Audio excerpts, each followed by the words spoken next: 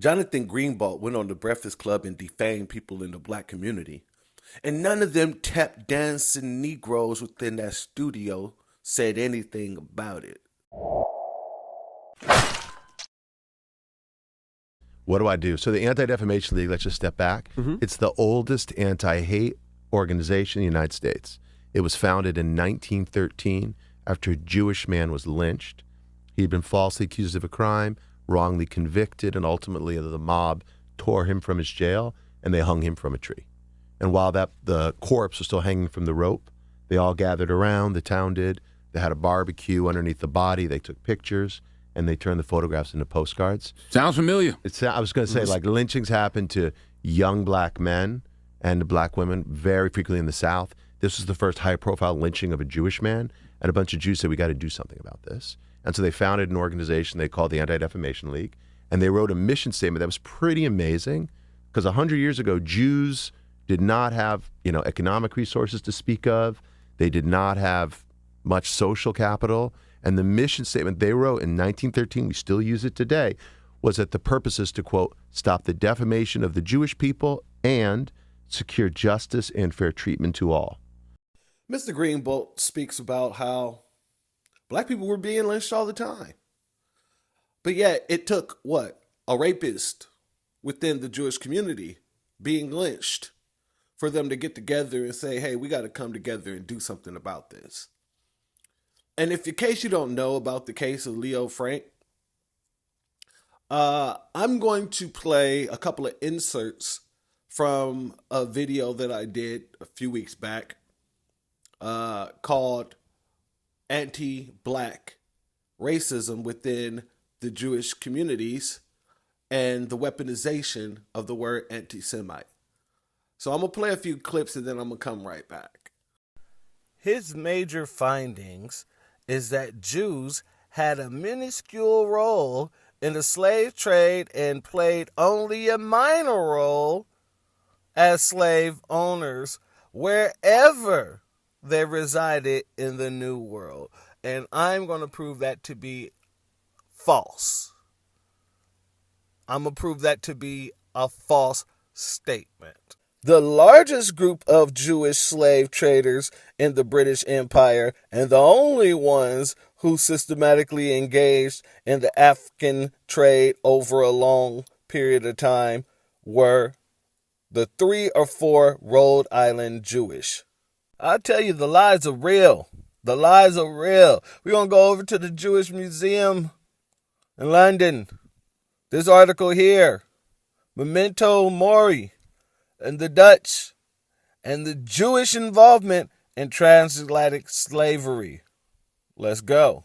The Atlantic slave trade, or transatlantic slave trade, that took place from the 16th to the 19th century, transported about 12 million enslaved Africans across the Atlantic Ocean to North and South America. This makes it the biggest forced migration in history. The majority of enslaved people were sold by Africans from central and western parts of Africa to European slave traders, who shipped them to the New World. The main European trading countries were Portugal, United Kingdom, France, Spain, and the Netherlands. The Dutch first participated in transatlantic slavery in the 1630s by transporting slaves to Brazil. Following that, the Netherlands also got involved in the slave trade to the Spanish colonies. In the 18th century, the country's most important slavery market were what are today Suriname and Guyana. Dutch Orthodox Rabbi Lodi van de Kemp wrote a book about Dutch-Jewish complicity in the transatlantic slave trade. He talks about the Jordan Savannah, Jewish Savannah, an agricultural community with 40 Jewish-owned plantations, with at least 5,000 enslaved people in part of former Dutch Guyana. Samir Drescher A historian at the University of Pittsburgh states the Dutch Jews may have accounted for the resale of at least 15,000 enslaved people on the Caribbean island of Curacao. According to Drescher, there was a time when Jewish people controlled about 17% of the Caribbean trade in Dutch colonies. However, Jewish involvement in transatlantic slavery is not unique, as wealthy merchants across Europe of different faiths all participated.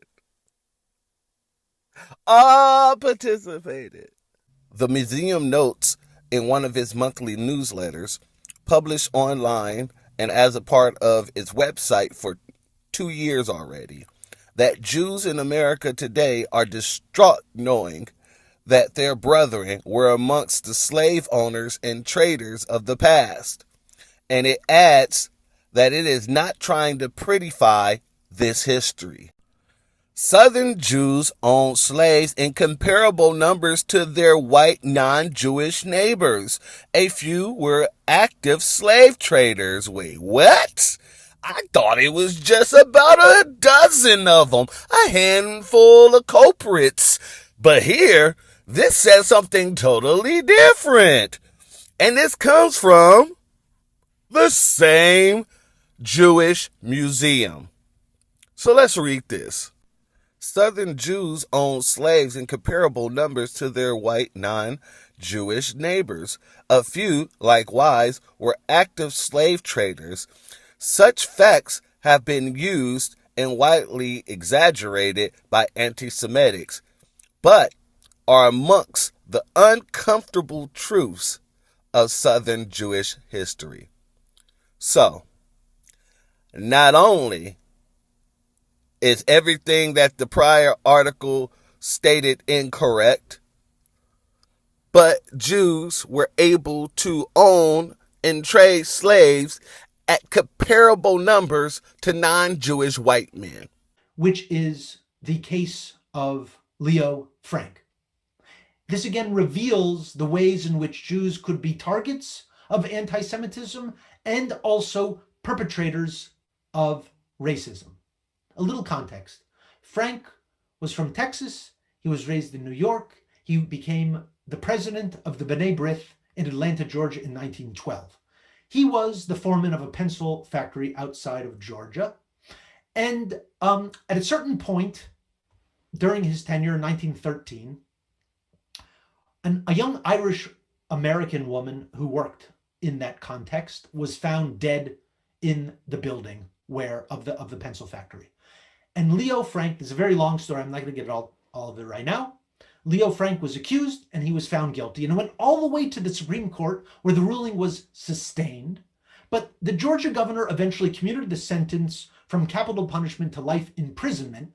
And the local white, not Jewish community did not like this idea that he would be exonerated for killing one of their women, one of their Christian women, Catholic in this instance, but nonetheless Christian white women.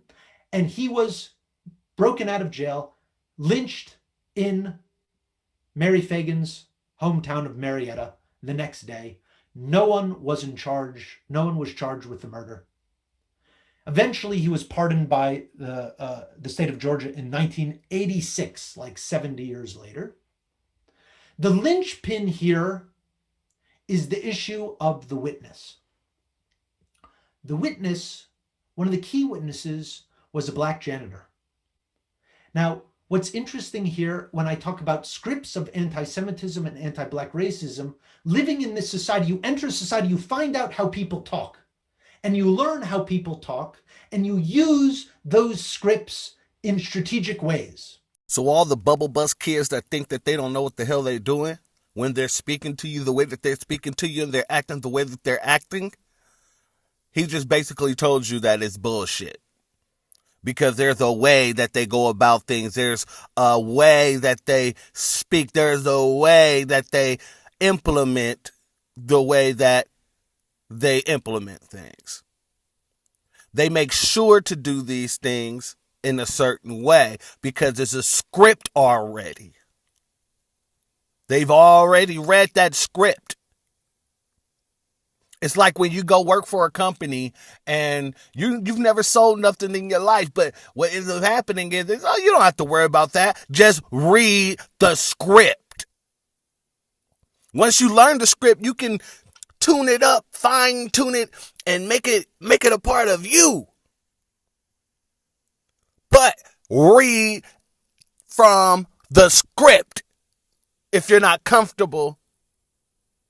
Read from the script when you don't know what to do or say. Don't that sound familiar? Think about over the summer.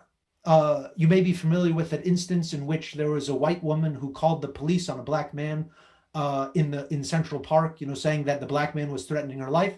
He wasn't threatening her life, but this white woman knew that if she said that, people would respond, that was something that people know the idea of black men being threats to women. Well, this is a script that is not a new script. This is a very old script that has already been written, and you can recite the lines of that script when you need to. So what was the chief defense that the Jewish defense team of Leo Frank used to try to discredit the black janitor's testimony? You'd have to pardon the language here. They denounced the janitor as a dirty, filthy, black, drunken, lying N-word. A dirty, filthy, black, drunken, lying Negro. This is Jews defending a Jew, okay? This is invoking one of the most foundational anti-black tropes and ideas that exist in the canon. This is the kind of idea that was disseminated by D.W. Griffith's film A Birth of the Nation. This is an idea that was supported by the KKK. So Jewish lawyers defending a Jew against an anti-Semitic accusation by using the rhetoric of the Ku Klux Klan. So what is he saying here? He's saying that Jews have no problem using the tools within the white supremacist toolbox in order to protect their own. Privilege and peril, okay? It was even seen as anti-Semitic at that time. Talk about the uses and abuses of anti-Semitism.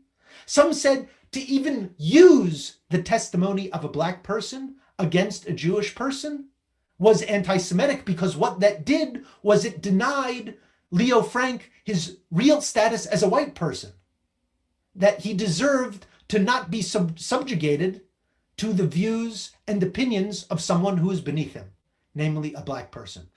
So here you have them using their tool once again to say, oh no, it's anti-Semitic to even listen to that black man's testimony.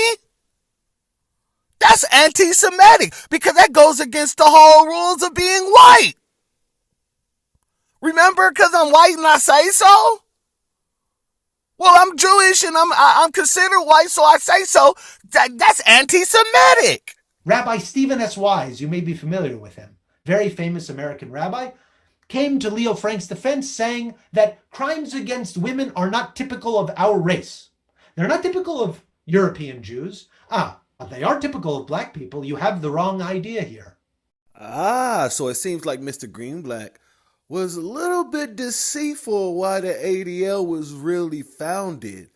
They had nothing to say about the racist tropes that these Jewish men who created the ADL was using in order to justify trying to get a rapist off a murder and rape charge. These men tried to blame this situation on a black janitor, called him every filthy name in the book. Every filthy name in the book. Made sure the courts knew that it was anti-Semitic to even take the testimony of that black man. Then they go on a over 100-year campaign lobbying situation in order to get that ruling overturned. Now, every eyewitness that was involved in the case pointed out Leo Frank. It wasn't just the black janitor, but the black janitor was a main witness. And what really gets me is that, you know what, let me do this. This is probably the better way to do it. Let me show you in contrast what was going on during that time as well. 7 years earlier, there was the Atlanta Race Massacre. 1906, black people's buildings and homes were destroyed. Over 24 people killed, if not more. So the fact that the jury, the all-white jury, convicted this man, it should be ironclad, because during that time, they were looking for any reason to lynch a black man. And they did lynch black men for any reason. Not to mention, witness statements can put Leo Frank with other boys and girls of the same age during that same time. So one would have to ask, if Mr. Greenblatt did not bring up the situation surrounding this whole case that he brought up to say this is what the ADL was founded off of, what else would he be leaving out within this whole interview? Well, let's check it out. Black Hebrew Israelites this weekend. What, today's Monday? Tuesday. Wednesday. It's going to air on Wednesday. Sorry. So it is over this past weekend in Staten Island on Sunday, a Jewish man who he must have been Orthodox because you could identify that he was Jewish, and his son were shot by a young man with a pellet gun as they came out of BB guns. I did see that, yeah. And so Yikes. when he was asked by the police, they said it was a hate crime. He said, how could it be a hate crime if I'm a Hebrew? This is the kind of fiction that black Hebrew Israelites say, that white Jews, quote unquote, aren't really Jews. This man says that over the weekend, a black Israelite shot an Orthodox Jew-ish man and his son. And when he was caught and asked why did he do it, why was he being anti-Semitic, he told them that he can't be anti-Semitic because he's Hebrew. Now, this sounded weird as hell when I heard it. But then when I did a little more research into the situation, I was able to understand why it sounded so freaking weird. So I came across this little nifty article here by the Daily News. And tell me something. Does this look like a black Hebrew Israelite? Does this look like a black person, period? So why is Mr. Greenblatt saying that a Hebrew Israelite over the weekend shot a Jewish man and his son? That's a deliberate lie. This man's name is Jason Kish. So how in the heck is he trying to equate this story to black Hebrew Israelites causing ruckus in the Jewish communities? How is this a person? Does this person even look like he even watches or listen to any of the black Hebrew Israelite material?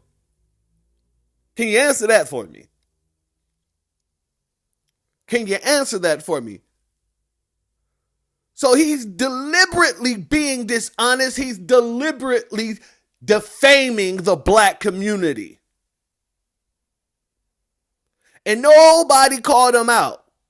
Neither one of them coons in that studio called him out on this. Yeah, I heard about that. Yeah, Charlamagne, you heard about it. So why didn't you say something? Y'all ain't journalists. Y'all a bunch of freaking coons with microphones. Why aren't you speaking up? Let's listen to him lie to us again. Black Hebrew Israelites this weekend. What, today's Monday? Tuesday. Wednesday. It's going to air on Wednesday. It's gonna air tomorrow, so Wednesday. Okay, sorry. So it is over this past weekend in Staten Island on Sunday, a Jewish man who he must have been Orthodox because you could identify that he was Jewish, and his son were shot by a young man with a pellet gun as they came out of BB guns. I did see that. Yeah. And so Yikes. when he was asked by the police, they said it was a hate crime. He said, "How could it be a hate crime if I'm a Hebrew?" This is the kind of fiction that Black Hebrew Israelites say that white Jews, quote unquote, aren't really Jews. Oh, Mr. Greenblatt, you, my friend, have lied twice already in the interview. Once when you sat here and talked about the founding of the ADL, which was used to defame more black people, to protect other Jewish people, but to defame black people in the process. Then you go on to actually defame the black community by saying some black person shot some Orthodox Jewish man and his son. Black Hebrew Israelites this weekend. What, today's Monday? Tuesday. Wednesday. It's going to air on Wednesday. It's gonna air tomorrow, so Wednesday. Okay, sorry. So it is over this past weekend in Staten Island on Sunday, a Jewish man who he must have been Orthodox because you could identify that he was Jewish, and his son were shot by a young man with a pellet gun as they came out of BB guns. I did see that. Yeah. And so Yikes. when he was asked by the police, they said it was a hate crime. He said, "How could it be a hate crime if I'm a Hebrew?" Notice how this cynical bastard used the term Hebrew. Why? Because when you think of Hebrew, you're going to think of black folk, because that's what black folk say we are. We say we're Hebrew, not Jewish. Right? Well, the people who claim to be Hebrews say we Hebrew. They don't say they're Jewish. But he made it a point to say, how can I be anti-Semite? I'm Hebrew. To make you believe in your mind, and those who haven't been following the situation, to make people believe that the person who shot the pellet gun was a black person.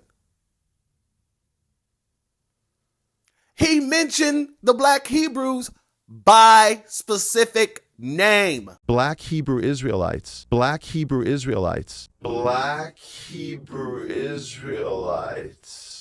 But this is the shooter. This is the gunsman. This is the man who put his hand outside of the window and said, blam, blam. This is the dude. And I ask, I submit to you, does this man look like he's a part of the black community? Mr. Greenblatt also spoke about two black Hebrew males who went into a grocery store and shot down a bunch of people. Now, I don't condone violence in any way, shape, or form unless you're defending yourself or your family. But I had to look into it as well. And come to find out, that's not true either. Now, the fact is, there was a black man and a black woman who committed this crime. When they were trying to tie them to the Hebrew Israelites, they couldn't find anything, according to this article here. So the police chief had to make sure that everyone knew that this was a domestic terrorism situation, not a hate crime. Two big differences. Two big differences. So it would seem that Mr. Greenblatt isn't really credible when it comes to telling us anything, because everything that he most likely has told us is a lie. Especially what has the ADL done for the black community? The answer to that is nothing. The answer to that is nothing. We get defamed daily in the mainstream media. We get defamed daily by politicians and all this other stuff. We get defamed daily. But yet, He's expecting us to believe that the ADL is doing all these things to help combat anti-black racism when their whole thing, the whole reason why the ADL was actually created was to defend Jewish people by using anti-black racism. And every time they're called out, they come with more. So you know what? I think it's about time we come with our own organization. Something to protect black people from the defaming nature of all these other races and other groups. Something that will kick in the gear every time a black person is defamed. You know, maybe go after those groups with lawsuits.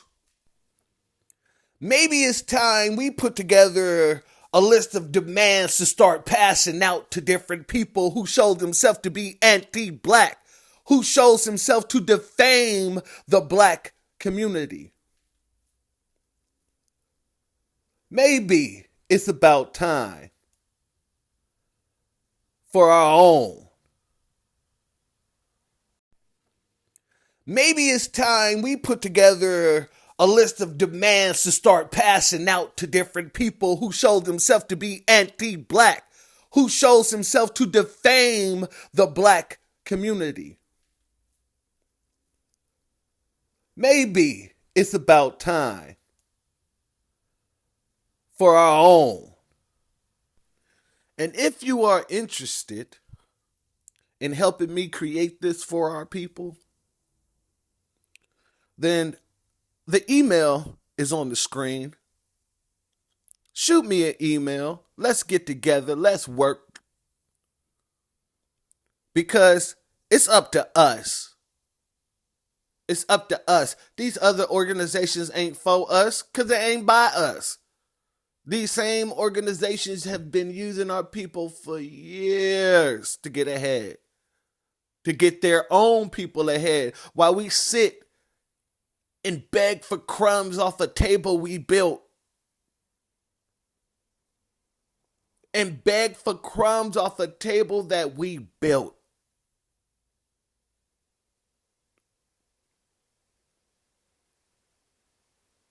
And beg for crumbs off a table that we built. Hit the subscribe button. Hit the like button. We're now on Patreon. Church of Black Power. We're working on some other sites as well.